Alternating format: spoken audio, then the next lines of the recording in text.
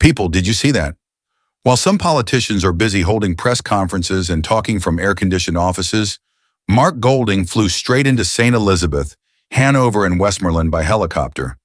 Not for show, but to be with the people.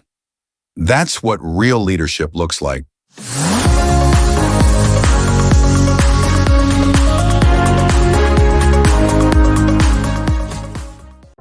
After Hurricane Melissa tore through parts of western Jamaica, leaving roads blocked and homes destroyed, Mark Golding didn't sit and wait for updates.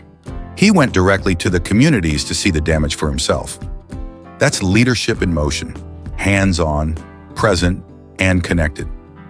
He didn't just send someone, he came personally, showing care and urgency when the people needed it most.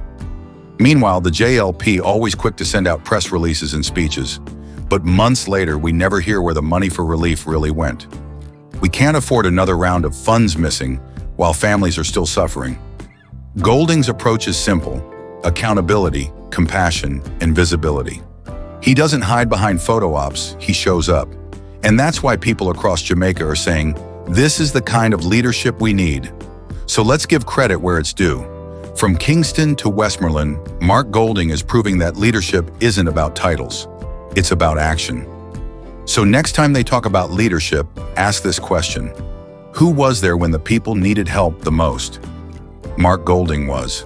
From the sky to the streets, for the people and with the people. I'm Michy, reminding you that real leaders don't wait for the spotlight. They move with purpose. Like, share, and subscribe, because we're keeping the focus on truth, service, and the real Jamaica.